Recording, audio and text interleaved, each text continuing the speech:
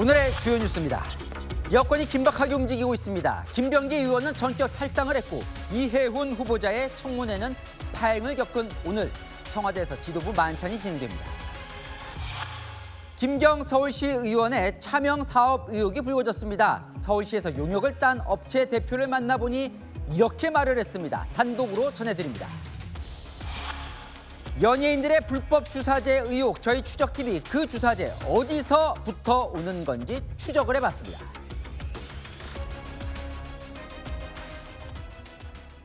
네, 뉴스에 시작합니다. 저는 동정민입니다. 김병기 민주당 의원, 당 윤리심판원 제명 결정 일주일 만에 오늘 탈당기를 냈습니다. 오전까지만 해도 제명시켜달라, 제발로는 못 나가겠다는 뜻을 내비쳤는데 오후 들어 전격 탈당했습니다. 그 사이 무슨 일이 있었던 건지 이솔 기자가 취재했습니다. 김병기 의원이 민주당을 전격 탈당했습니다. 각종 의혹으로 윤리심판원에서 제명 처분을 받은 지 일주일 만입니다. 김 의원은 동료 의원 단체 대화방에 책임을 피하지 않겠다며 의혹을 씻어낸 후 다시 돌아오겠다고 했습니다. 김 의원은 오전까지만 해도 탈당 대신 지도부에 제명을 요청했지만 3시간 30여 분 만에 당 지도부 설득에 직접 탈당계를 제출했습니다. 재심을 신청하지 않고 떠나겠습니다. 제명을 청문한다면 최고위원회의 결정으로 종결하는 방안을 검토해 주십시오. 김병기 의원의 요청은 정당법상 수용할 수가 없는 겁니다.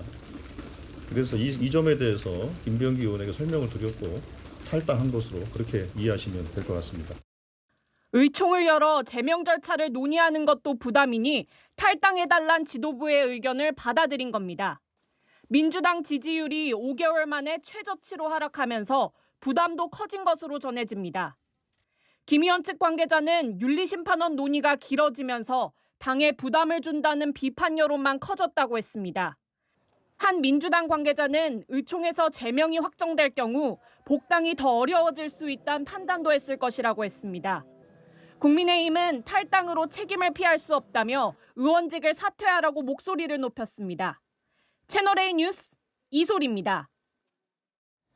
오늘 예정됐던 이해훈 기획예산처 장관 후보자 인사청문회 회의는 열렸지만 이 후보자는 참석하지 못했습니다.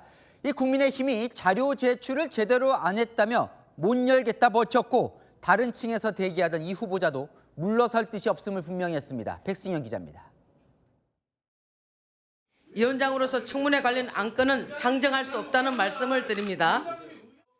청문회를 열 수 없다는 국민의힘의 선언에 시작부터 날선 공방이 여야 간 오고 갑니다. 위원장님 왜 이렇게 위원회를 이따위로 운영을 하십니까? 오늘 인사청문회를 예정대로 후보자를 데려놓고 해야죠. 국민의힘은 요구한 자료 중 15%만 답변이 왔다며 증여세 대납 의혹이나 부정청약 의혹을 검증할 가족 간 거래 내역 등도 빠졌다고 주장했습니다. 그 당시에 자제들이 사명제가 10대, 20대였어요. 그러면 이걸 증여세를 어떻게 냈는지 그 금융력이 있어야지 될 거 아닙니까? 부정청약이냐, 이게 정상적인 청약이냐 관심이 많습니다.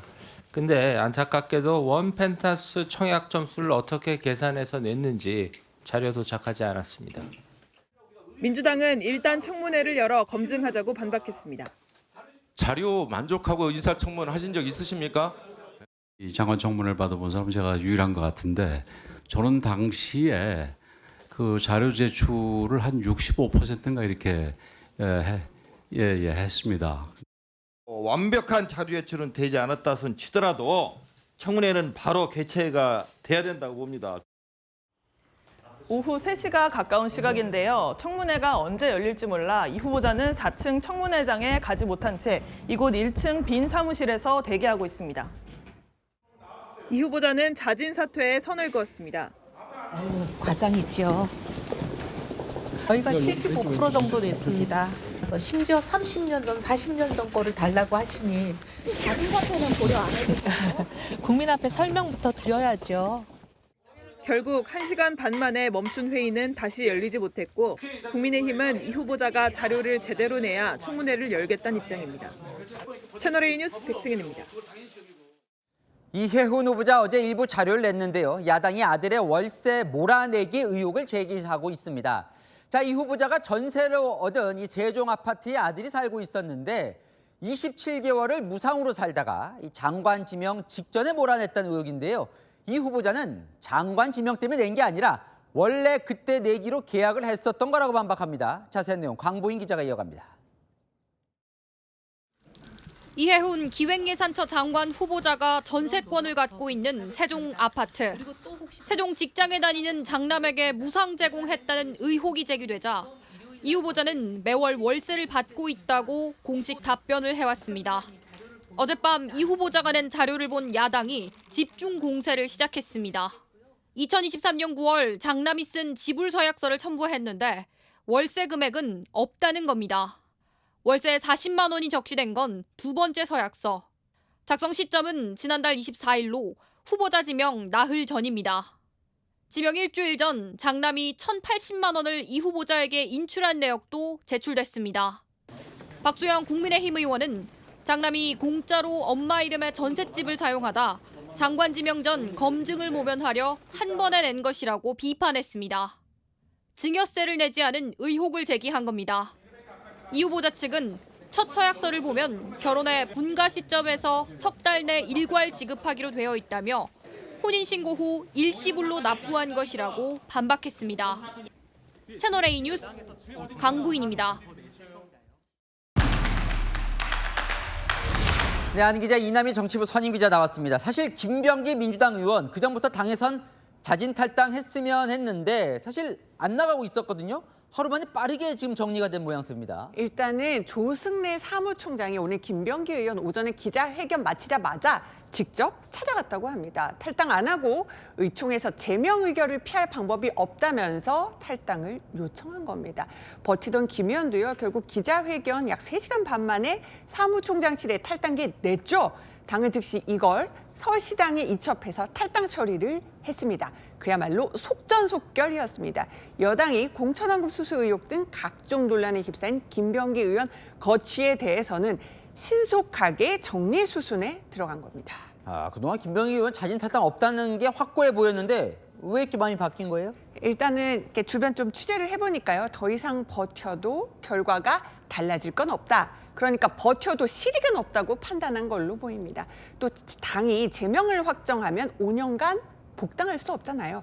그런데 끝까지 버텨서 제명될 경우에 주 수사기관에서 무죄를 받더라도 당으로 복귀하기 어려워질 거란 판단도 한 것으로 해석됩니다. 자, 이 김병기 의원 거취는 정리가 됐고 지금 이해훈 후보자는 지금 거취가 아직 정리가 안 된 거예요. 아니 일단은 지금 계속 가겠다는 거죠. 청문회가 안 열린 거예요.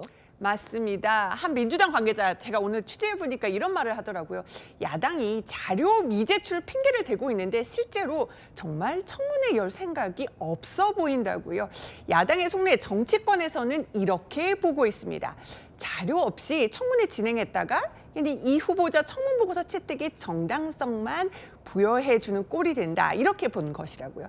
그러니까 청문회 없이 보고서 채택 강행할 수 있겠냐? 이렇게 여권에 부담을 주려는 의도로 풀이를 하고 있습니다. 그러니까 뭐 임명할 테면 해봐라 뭐 이런 지금 걸로 보이는데 여당 기류가 지금 어떤 거예요? 자, 여당 내부에서도요. 사실 이 후보자에 대해서는 마냥 감쌀 수는 없다 이런 기류였습니다. 최근 여론조사를 봐도요. 이 후보자가 장관으로 부적합하다는 답변이 적합하다는 의견에 비해 3배 가까이 많았고요. 민주당 지지층도 부적합 의견이 더 높았고요. 그래서 청문회 통해 검증할 수밖에 없다는 입장이었는데 지금 그것마저 쉽지 않아진 겁니다. 일단 민주당은 대통령이 통합 인사하겠다 그 기조에 발맞춰 나가려고 최소한 청문회 열어야 된다 이런 입장인데 굉장히 답답해하고 있는 상황이더라고요. 뭐 사실 대통령이 결심만 하면 청문회 그냥 뭐 안 열리면 강행할 수도 있잖아요, 사실은. 근데 어떻습니까, 지금 분위기가? 일단은 청와대가 지금까지 이런 말을 해왔습니다. 국민 검증이 필요하다. 그러니까 청문회에서 국민이 판단할 수 있도록 후보자가 소명을 해야 한다는 건데 일단 국민검증이 현재 이루어지지 않았잖아요. 국회가 청문보고서 채택 실패하면요. 보통 대통령이 열흘 이내에 재송부를 요청할 수 있습니다. 하지만 국민검증이 안 된 이대로 청와대가 재송부 밀어붙이기는 부담이 되는 상황입니다. 결국 이 후보자가 뭔가 부정청약이나 각종 의혹, 불식할 카드 추가로 꺼내드느냐에 또 달려있는 걸로 보입니다. 청문회와 별도로 이 후보자가 뭔가 정리를 했으면 하는 생각도 있는 것 같다는 얘기인 것 같은데 오늘 마침 만나요. 당과 청와대 인사들이요. 그죠? 청와대에서 어떨까요? 그게 정말 중요한데요. 일단은 어떻게 하느냐. 결국 지금 가장 고민거리는요. 지지율입니다. 이 대통령과 민주당 지지율 오늘 동반 하락한 것으로 나타났잖아요. 청와대에서는 이런 지지율 하락 배경에 이해운 후보자의 영향도 상당히 있는 걸로 보고 있습니다. 대통령이 통합을 명분으로 이 후보자 임명카드 꺼내들었잖아요. 그런데 지금 중도층도 등 돌리는 상황이 된 거잖아요. 이와 별개로 지금 야당도요. 지금 청문회 보이콧하는 게 맞냐 이거 놓고는 국민이 검증하고 판단할 기회 뺏었다 이런 비판도 나오는데 야당 역시 이런 여론을 눈치를 볼 겁니다. 방금 앵커가 얘기한 것처럼요. 지금 열리고 있는 청와대와 민주당 새 지도부 만찬에서 정말 수많은 얘기가 오가면서 논의될 것으로 보입니다. 잘 들었습니다. 아는 기자 이남희 선임 기자였습니다. 네, 김경 서울시의원 관련 단독 보도로 이어갑니다. 김경 시의원 소유 상가에 입주한 업체가 서울시와 여러 건 수의 계약했다는 의혹 전해드렸는데요. 이 업체의 대표는 자신이 대표였는지조차 몰랐다고 했고 남편은 다른 업체에 바지 사장을 했다고 주장했습니다. 김지우 기자가 단독 취재했습니다. 김경 서울시의원 상가에 입주한 뒤 총 2억 원 규모 서울시 수의 계약을 따낸 교육업체. 그런데 업체 등기의 초대 대표이사였던 60대 여성 A씨. 자신이 등기 임원으로 올라있는지조차 몰랐다고 털어놨습니다. 남편 소개로 방과 후 학교 강사 면접인 줄 알고 시의회 의원실에서 김 시의원을 만났으나 계획서 몇백 장을 작성하라고 해 느낌이 이상해 못하겠다고 나왔다는 겁니다. 남편의 기억은 한층 더 구체적이었습니다. 김 시의원의 제안을 받고 바지 사장을 맡았다는 겁니다. 남편 B 씨는 김 시의원이 그냥 이름만 빌려주면 월 100만 원씩 준다고 했다며 경제적으로 힘든 상황이라 돈을 받았다고 주장했습니다. 자신은 출퇴근조차 안 했고 실무는 김 시의원이 전부 알아서 했다고도 했습니다. B 씨는 실제 김 시의원 관련 또 다른 업체 등기에서 대표이사로 등장합니다. 이 업체는 지난 2020년 6월 1억 4천만 원짜리 공공기관 교육 운영을 따냈는데 김 시의원은 서울시의회 교육위 부위원장을 맡고 있었습니다. B 씨는 대표를 그만뒀는데도 명의가 안 바뀌어 수년간 집으로 카드 영수증이 왔다고도 주장했습니다. 서울시는 김 시의원 관련 수의계약 의혹 보도가 잇따르자 조사에 착수했습니다. 감사위원회를 꾸릴 예정이고 고발 조치 등을 검토할 예정입니다.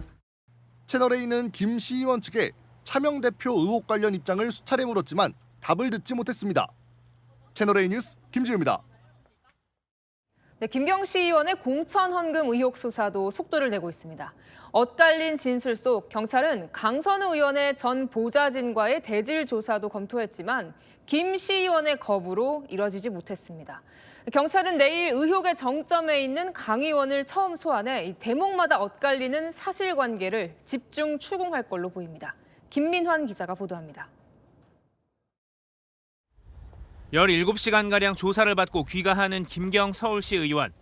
경찰은 강선우 의원의 전 보좌관 남모 씨도 같은 시간에 불러 대질 조사를 시도했지만 무산됐습니다. 오늘 대질 조사는 거부하신 거예요?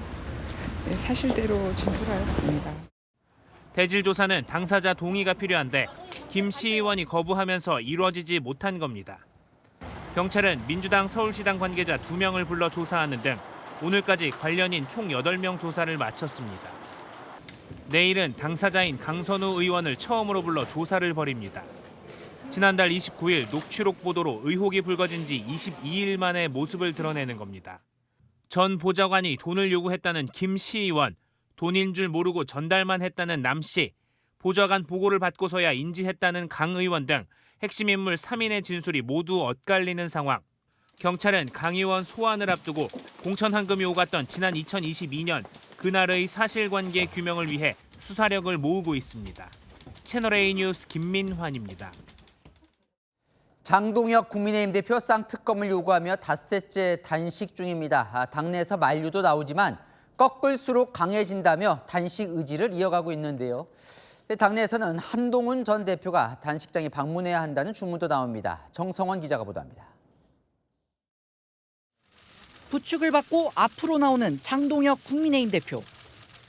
단식 닷새째인 오늘 최고위 회의는 단식 현장에서 진행됐습니다. 힘이 듭니다. 점차 한계가 오고 있습니다. 하지만 여기서 멈춘다면 대한민국의 미래는 없을 것입니다. 민주당이 통일교와 공천비리 의혹 쌍특검을 수용할 때까지 단식 의지를 드러낸 겁니다.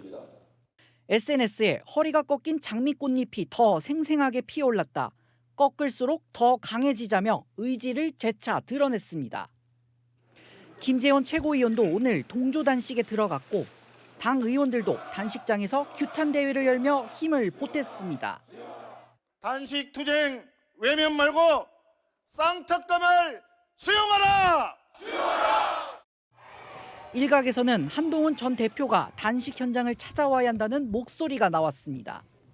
한동훈 전 대표가 장동혁 대표 단식장에 가서 이제 만남을 가져야 한다라고 보시는 건가요? 예, 저는 그런 그림들을 보여주셨으면 좋겠어요. 두 분 다 우리 당의 지도자이시니까요. 친한계 측은 오히려 진정성을 의심받을 수 있다며 부정적인 기류를 전했습니다. 채널A 뉴스 정성원입니다. 정청래 민주당 대표 당원 1인 1표제 재도전을 시작했습니다. 자, 한 달 전 최고위 당무위 쭉 잘 가다가 마지막 이 중앙위 문턱에서 덜컥 28표 차이로 부결이 됐었죠. 다시 도전합니다. 오늘 당무위까지는 다시 잘 왔고 2월 2일 중앙위원회에서 최종 결정됩니다. 1차 때 반면교사 삼아서 당시 4시간 30분이었던 중앙위원회 투표 시간을 이틀로 늘렸습니다. 시간 많이 줄 테니까 투표하라는 거죠. 그런데 핵심은 이 투표 시간이 아니라는 게 비당권파의 주장입니다. 정 대표의 개인적 욕심이 문제고 그건 이번에도 달라지지 않았다는 거죠. 대표 연임하려고 유리한 룰 만들려 하는 거 아니냐는 게 의심의 핵심입니다. 정 대표 오늘도 사익이 아니라고 했는데요. 당권파와 비당권파 사이에 공개 충돌이 벌어졌습니다. 이번엔 통과를 할까요? 서창우 기자입니다. 1인 1표제를 두고 지도부 사이에 공개 설전이 벌어졌습니다. 비당권파는 도입하되 다음 전당대회부터 바로 적용하는 게 적절한지 별도로 당원에게 묻자는 입장입니다. 선거룰을 개정한 당사자들이 곧바로 그 규칙에 따라 선출된다면 셀프 개정이라는 비판을 피하기 어렵습니다. 차기 지도부부터 이것을 적용해야 된다, 뭐 한다 이런 것은 또 다른 프레임을 만드는 일인 거고. 당권파의 발언 자제 경고에 대한 반발도 터져나왔습니다. 해당 행위 운운하면서 입틀막 하는 것은 민주주의의 정신을 저버리는 것이고요. 정청래 대표는 공약을 왜 지키냐고 비판받는 건 드물다며 사익이 아니라고 반박했고 당권파는 적용 시점을 묻는 별도 조항도 넣지 않겠다는 입장입니다. 민주당 관계자는 마지막까지 통과 여부를 지켜봐야 한다고 했습니다. 채널A 뉴스 서창우입니다. 2020년 북한의 서해 공무원 피격 사건, 오늘 유족 측이 1심 판결문을 공개했습니다. 피격 당시에 북측에서 어떤 대화가 오갔는지가 적혀 있는데 송진섭 기자가 보도합니다. 2020년 9월 22일 고 이대준 씨는 서해에서 북한 선박에 의해 발견됩니다. 그리고 밤 9시 40분쯤 북한군 상층부는 사살을 결정했습니다. 오늘 이대준 씨 유족 측이 공개한 판결문엔 북한군 지휘부가 현장 요원에게 762하고 분화하라고 지시한 내용이 담겼습니다. 7.62mm 기관총 탄알로 사살하고 시신을 태우라는 겁니다.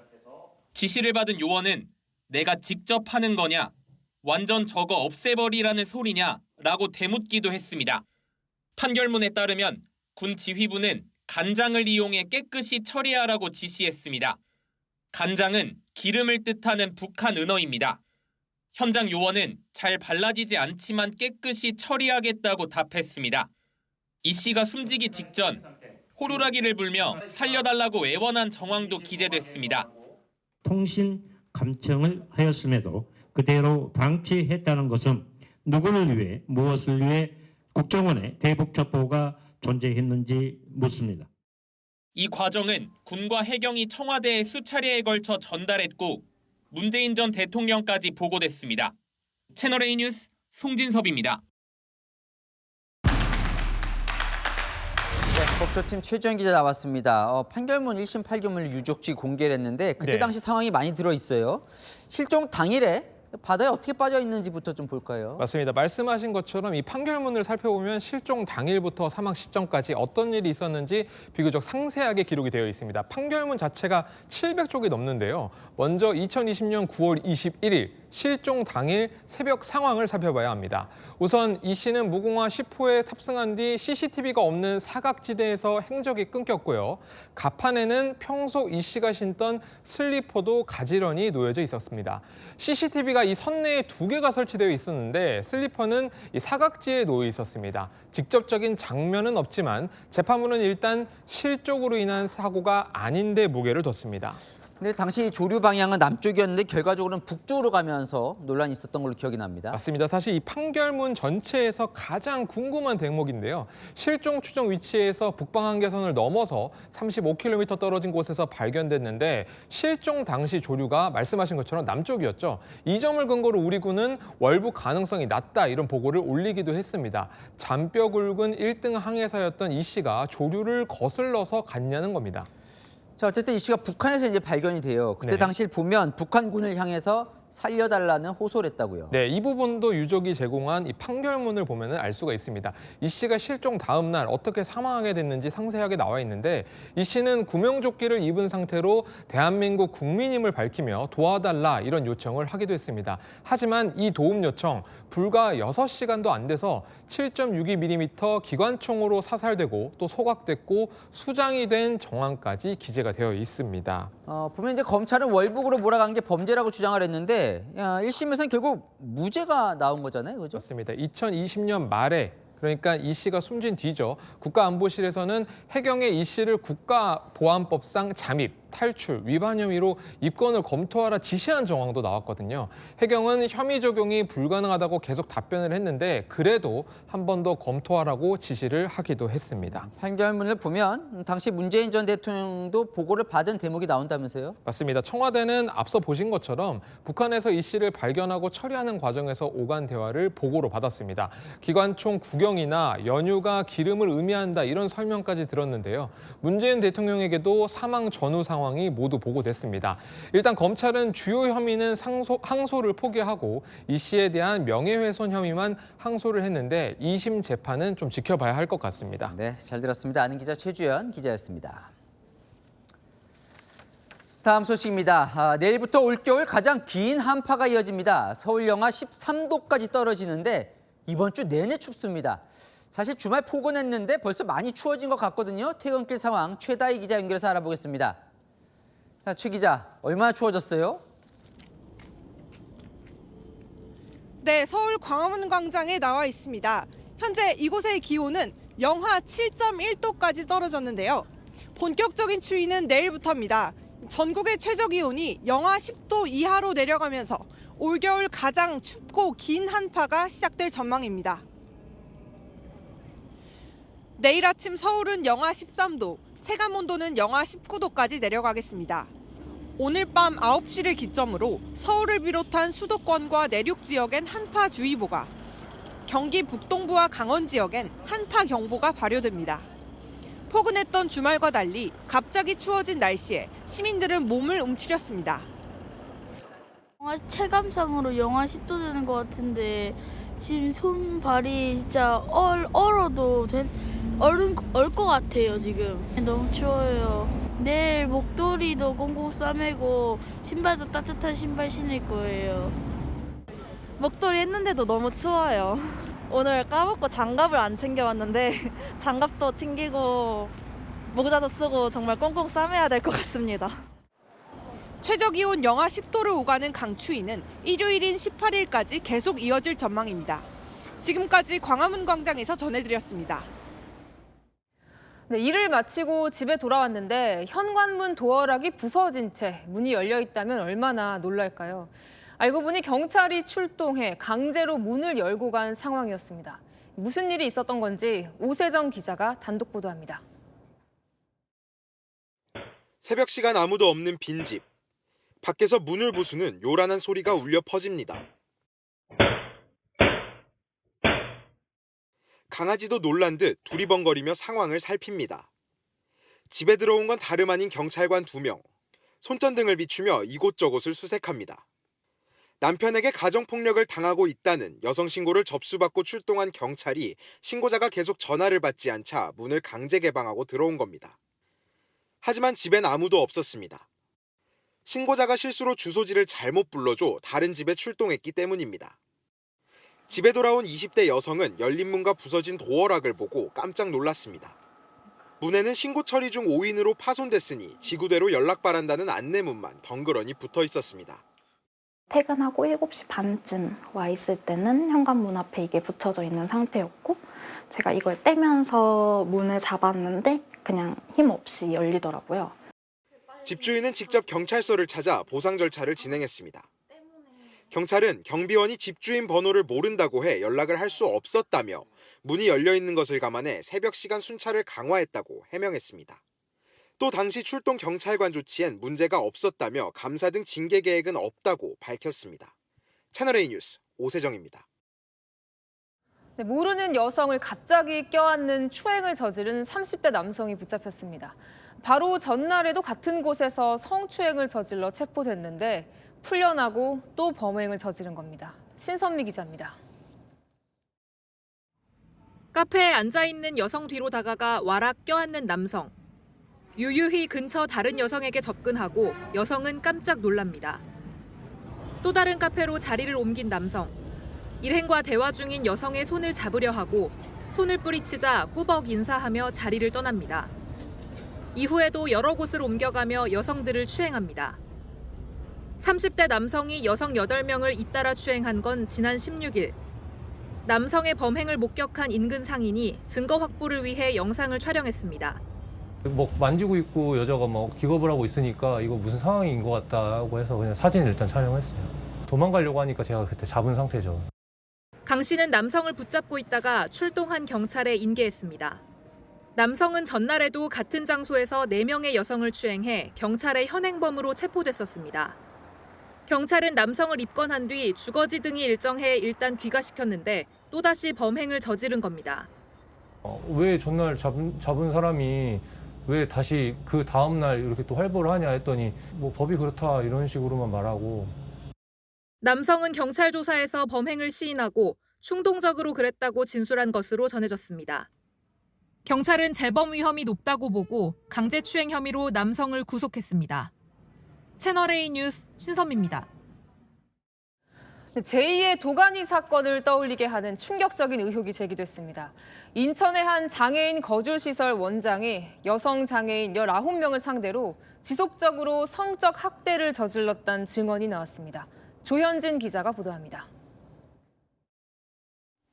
인천 강화의 한 중증 발달 장애인 거주시설. 이 시설 원장이 입소 여성 장애인들에게 성적 학대를 했다는 의혹이 제기되면서 경찰이 지난해 9월 압수수색까지 했습니다.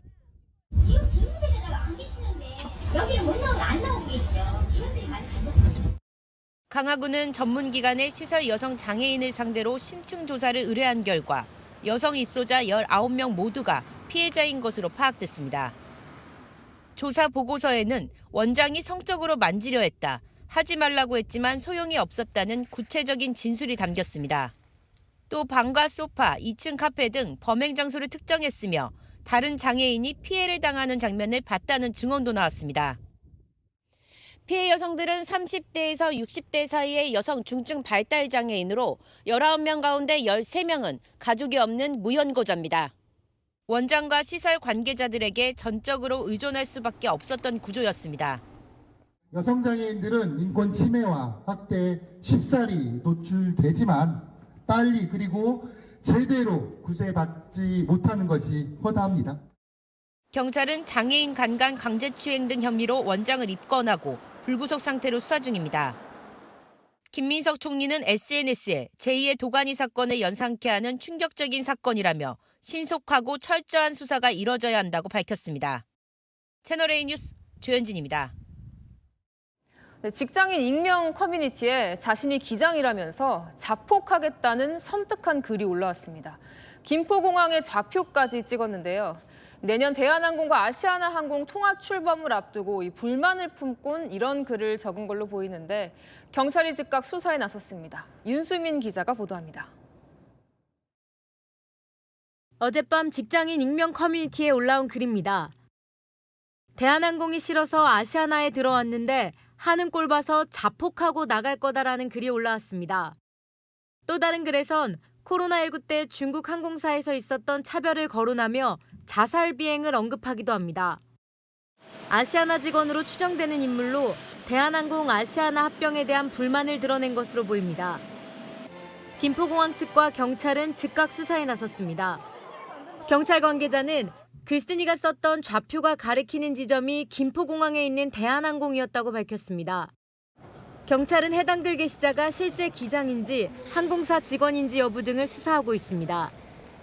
또 항공기 테러 예고로 해석될 수 있어 국토부도 관련 내용을 공유하고 수사 상황을 지켜보고 있습니다. 해당 글은 현재 삭제된 상태입니다. 대한항공은 지난해 12월 아시아나항공을 자회사로 편입하며 내년 통합항공사 출범을 앞두고 있습니다. 채널A 뉴스 윤수민입니다. 네, 심층 취재 추적. 오늘은 연예계를 중심으로 불거진 주사제 논란을 따라가 봅니다. 의사 처방 없이 각종 주사제들이 어떻게 시중에 버젓이 유통되고 있는지, 이른바 주사제 메뉴판까지 등장한 불법 의료 실태를 송채은 기자가 추적합니다. 불법 주사제 유통업자였습니다. 안녕하세요. 안녕하세요. 혹시 전화? 네네네. 그렇군요. 네. 시간 내주셨어요. 최근 처벌도 받았습니다. 온갖 주사제가 불법 유통되는 경로. 인맥 아니면 해외. 둘 중 하나랍니다. 이것도 간호사한테 받은 거예요. 직원. 네. 그렇죠. 그 영업사원애들. 그런 애들 만나는 건 또 쉬워요. 저 이거 구합니다. 이거 구합니다 하면은 댓글로 안 달고 축제로 그냥 주는 거예요. 업계에서 이른바 주사제 뒷거래가 있다는 주장입니다. 해외 경로를 통한 주사제 불법 구매는 취재진도 확인했습니다.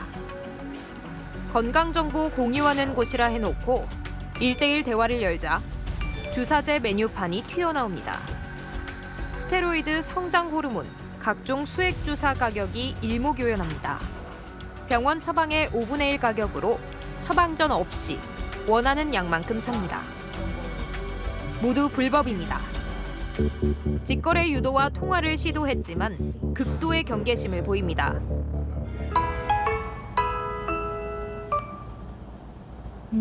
이번에도 거절했어요. 메신저로만 주문받고 곧바로 대화는 지웁니다. 세관에 적발되지 않는 요령도 알려줍니다. 걸리면 안 걸릴 때까지 계속 배송해준답니다. 이렇게 주사제를 불법으로 산 사람이 2차 유통업자가 되기도 합니다. 불법 중고거래에 나서는 겁니다. 네, 안녕하세요. 태태 씨. 저희 주차하시면 올 수 있을까요? 정보 다 해서 내가 사실 채널A의 그 송채은 기자라고 해요. 이게 약물 거래 자체가 그 불법 행위인 거잖아요. 이거는 인지를 하고 계셨던 거죠? 예, 알겠습니다. 그럼 구매하실 때 한 번도 걸려본 적이 없으세요? 이런 주사제 유통의 심각성을 느끼고 직접 신고해본 사람도 만났습니다. 처음에는 식약청으로 신고가 들어갔어요. 다른 부서로 이관이 됐다. 경찰청이더라고요. 경찰청에서 답변 온 게 자기네 소관이 아니라 다시 식약청으로 다시 보냈다. 신고한 5개 사이트 중 4개는 여전히 온전합니다.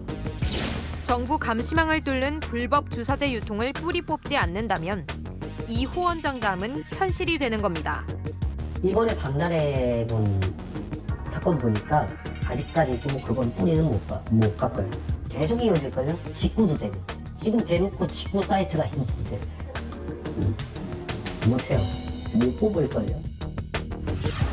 심층 취재 추적 송채은입니다.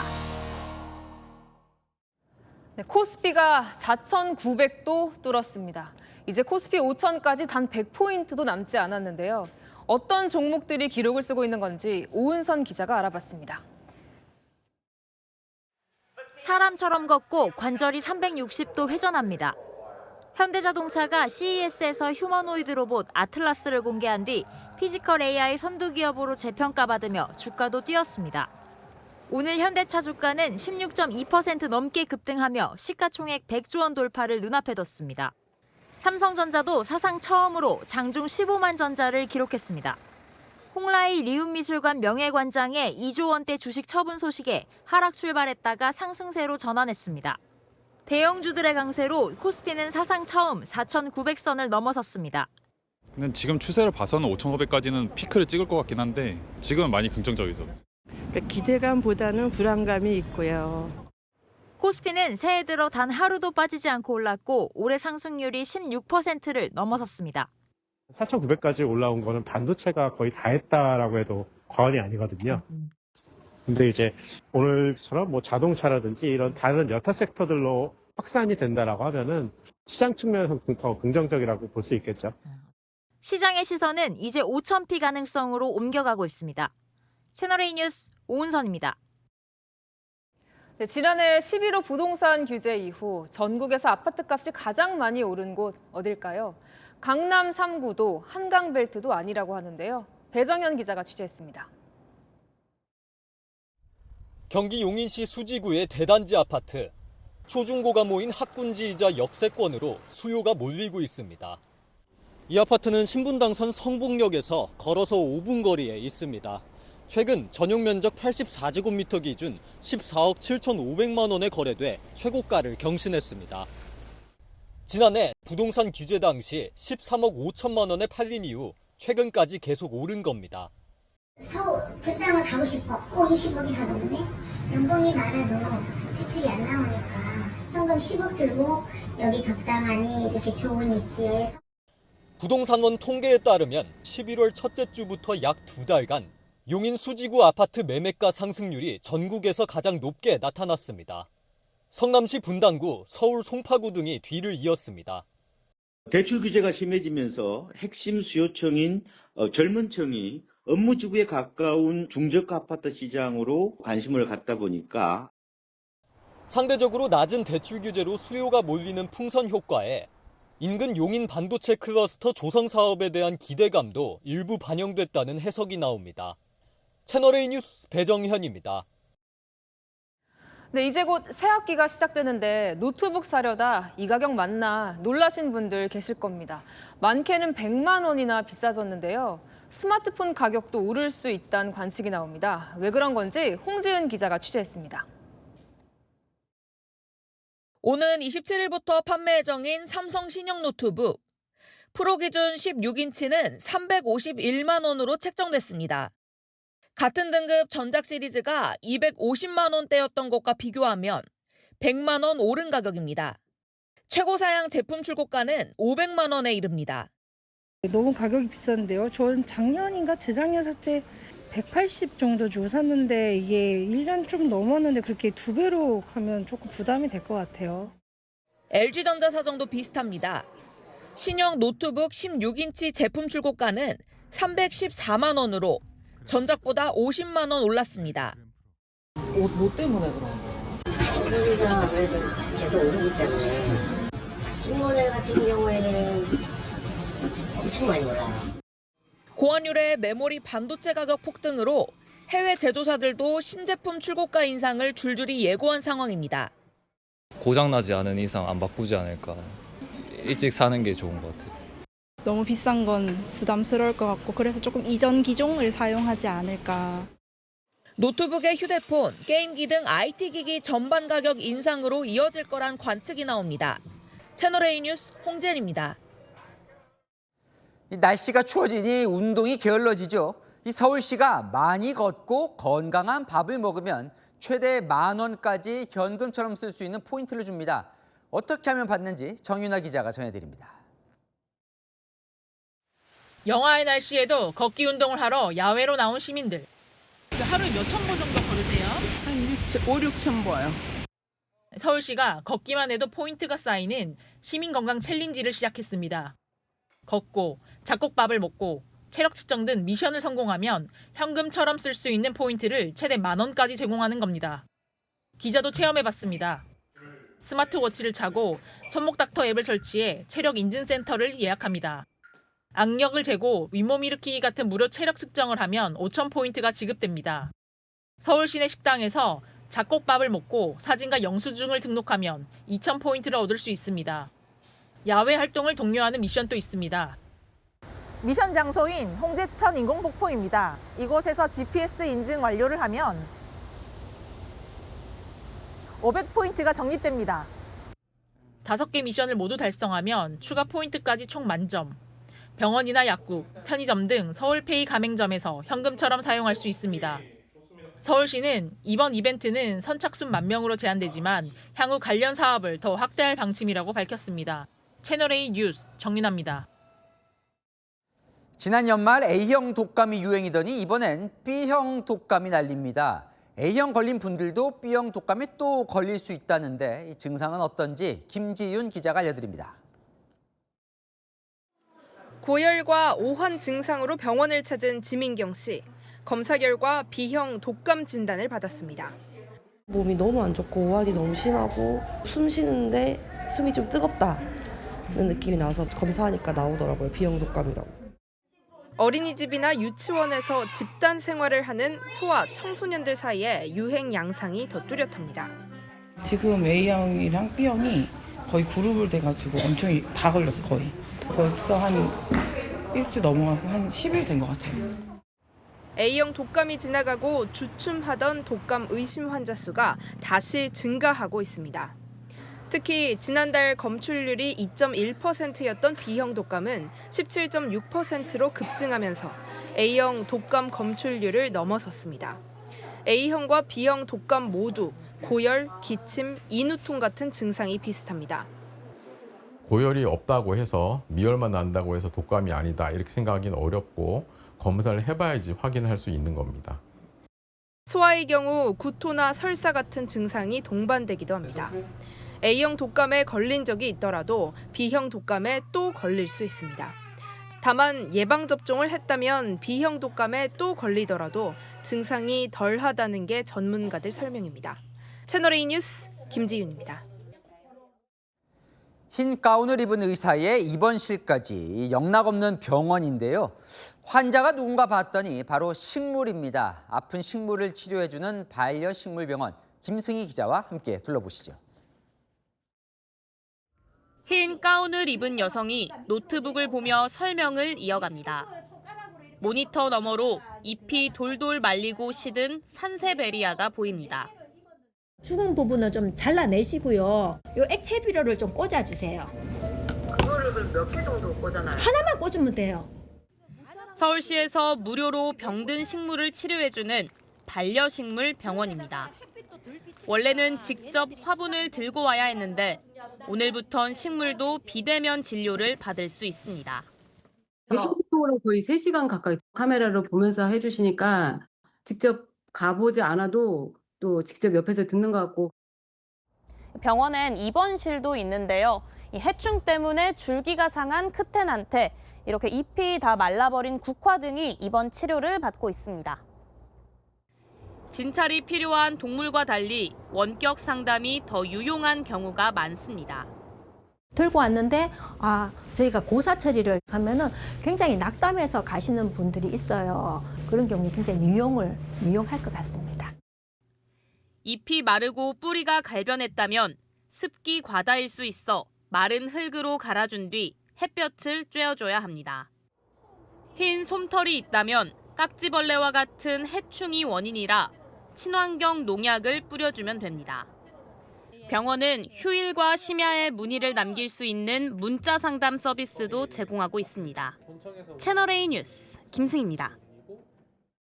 이 트럼프 시대 2차 대전 이후 이어진 나토 동맹이 깨질 위기입니다. 그린란드 병합에 반대한다는 이유로 미국으로부터 추가 관세 위협을 받자 유럽연합 정상들이 대책을 논의합니다. 무역 바주카포라고 불리는 한 번도 사용된 적 없는 강력한 맞대응 카드를 논의합니다. 박지한 기자입니다. 트럼프 미국 대통령의 관세 위협에 EU는 강력한 보복 조치를 검토하고 있습니다. EU는 먼저 160조 원 규모 역관세 부과를 고려 중인 것으로 알려졌습니다. 또 무역의 바주카프로 불리는 ACI도 논의 대상입니다. 제3국의 서비스, 외국인 직접 투자 등을 제한하는 것으로 2023년 제정됐지만 한 번도 사용된 적 없는 강력한 조치입니다. 부글부글 끓는 유럽의 민심은 영국 런던에서 열린 미국 프로농구 경기에서도 확인됩니다. 미국 국가 연주에 항의가 터져나옵니다.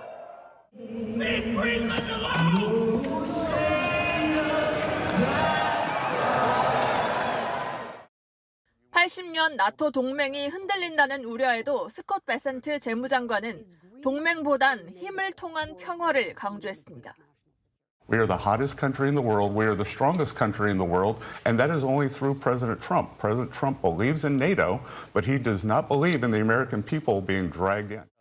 공화당에서도 동맹 흔들기에 대한 비판이 나옵니다.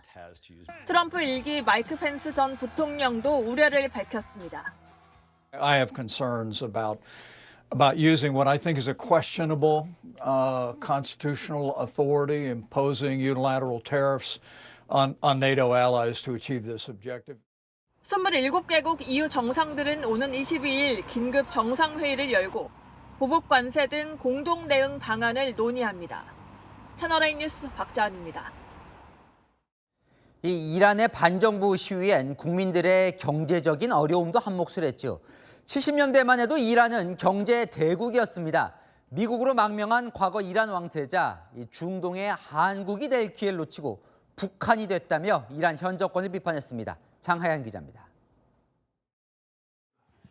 옛 왕조의 국기를 옆에 세워놓은 이란의 마지막 왕세자 레자 팔레비. 이란이 중동의 한국이 될 기회를 놓쳤다고 말합니다. Iran today should have been the next South Korea of the Middle East. Iran at the time had 5 times the GDP of South Korea. Today we have become North Korea. 1970년대 막대한 오일머니를 발판으로 이란은 성장을 거듭했습니다. 1인당 국민소득에서 한국과 격차가 가장 컸을 때가 1974년, 이란이 2.5배 정도 높았습니다. 팔레비의 기억이 정확하진 않았지만 당시 한국보다 경제 규모가 월등했던 건 사실입니다. 하지만 1979년 이슬람 혁명에 팔레비 왕조가 무너진 뒤 중동의 경제대국 이란의 모습은 사라졌습니다. 2024년 기준으로 한국의 1인당 GDP는 이란보다 약 7배 높습니다. Not because we don't have the human resources, not because we don't have the natural resources, but because we have a governance that doesn't give a damn about the people and the livelihood, that have exploited our nation and its resources. 현재 이란의 반정부 시위는 소강 국면에 접어든 것으로 전해집니다. 하지만 사망자 숫자가 최대 18,000명 추산된다는 보도가 나올 만큼 혼란은 여전한 것으로 보입니다. 채널A 뉴스 장하연입니다. 이민 단속에 반대하는 시위대와 단속 요원들의 이 과잉 진압으로 미국 미네소타주의 혼란이 거세지고 있습니다. 이현용 기자입니다. 이민 단속 요원들이 가정집 문을 벌컥 열고 총구를 겨눕니다. 문을 부수는 육중한 진압 장비까지 동원했습니다. 체포된 남성은 라이베리아 출신 이민자. 한때 추방 명령을 받았지만 현재는 합법적으로 체류 중이었다고 변호인은 설명합니다. Do not invite them in. It is a blatant constitutional violation to break down a door with a battering ram, especially when they know that there's a 9-year-old inside. 최루탄 연기가 가득한 차 안에서 아이들이 빠져나옵니다.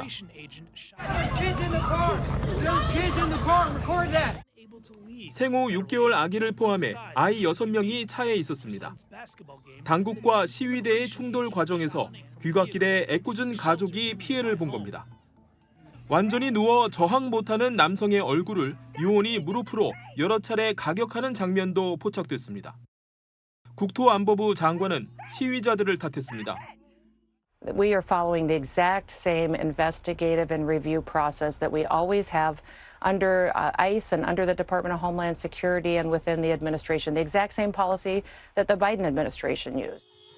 시위 확산에 대비해 정규군 1,500명이 투입 대기 중인 것으로 전해진 가운데 긴장감은 갈수록 커지고 있습니다. 채널A 뉴스 이현용입니다. 다카이치 일본 총리가 전격적으로 의회 해산을 선언했습니다. 높은 지지율을 토대로 의석수 확대를 노린 걸로 보입니다. 도쿄에서 송찬욱 특파원입니다.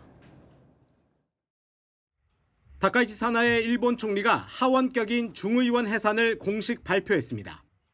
高市早苗が内閣総理大臣で良いのかどうか、今主権者たる国民の皆様に決めていただく。私自身も内閣総理大臣としての進退をかけます。 오는 23일 정기국회 소집일에 중의원을 해산하고 다음 달 8일 선거를 실시합니다. 중의원 의원 임기는 4년이지만 전격적인 해산으로 약 1년 3개월 만에 선거를 다시 치르게 됐습니다. 일본 헌법엔 총리의 의회 해산권이 있는데 국민 여론을 제외하면 별다른 제약이 없습니다. 이에 다카이치 총리가 67%의 높은 지지율을 토대로 의석수를 늘려서 정책 추진에 안정적 동력을 확보하겠다는 겁니다. 자민당과 일본 유신회 등 연립여당은 현재 중의원 전체 465석 가운데 233석으로 간신히 과반을 차지한 상태입니다.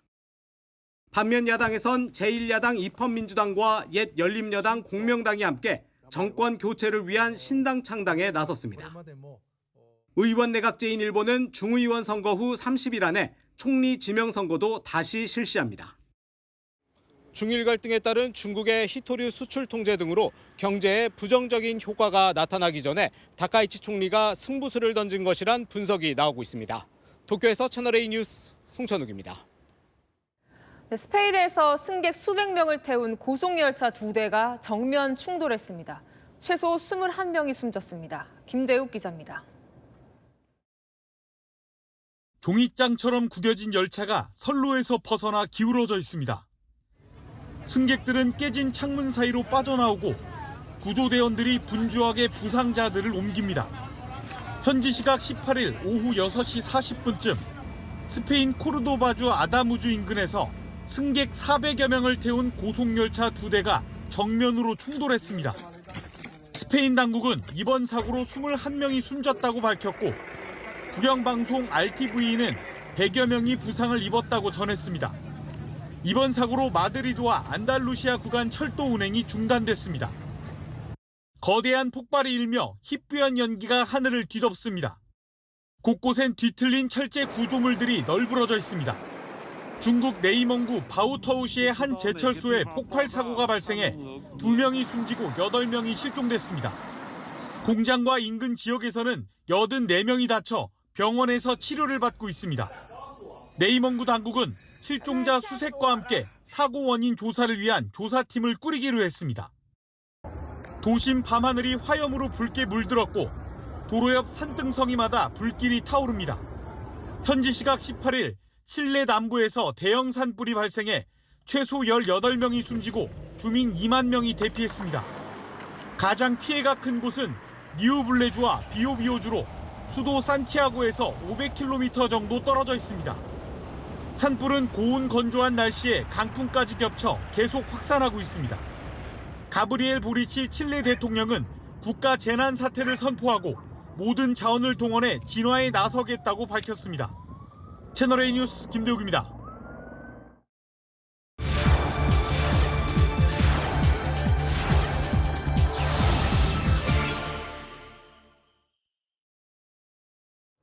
중국의 한한령은 풀리지 않았는데 베이징 식당이나 거리에서 K-팝 댄스 공연을 쉽게 볼 수 있다고 합니다. 달라진 분위기, 세계를 가다 베이징 이윤상 특파원이 취재했습니다. 베이징의 한국 음식점 앞, 자리가 없어 30명 넘게 줄 서 기다리고 있습니다. 손님은 중국인들, 불고기, 부대찌개 등을 맛있게 먹습니다. 最喜欢吃的年糕吧，应该是。 是的，确实挺多的。 베이징 도심의 한국 음식점 앞입니다. 제주도를 연상시키는 돌하르방 모형까지 설치돼 있습니다. 其实我一直挺喜欢韩国菜的，挺喜欢吃他们的烤肉啊什么的。然后我还去过韩国，也比较喜欢济州岛。 중국 내 한국 음식 산업 규모는 2024년 10조 원을 넘겼고 내년엔 17조 원에 달할 것이라는 전망입니다. 젊은 층을 겨냥해 K-팝을 내세운 음식점도 있습니다. 보통 중국 전통 공연을 선보였지만 최근엔 한국 아이돌 노래가 자주 나옵니다. 베이징의 유명 화거 체인점입니다. 매일 밤 9시가 되면 15분간 K-팝 공연장으로 변합니다.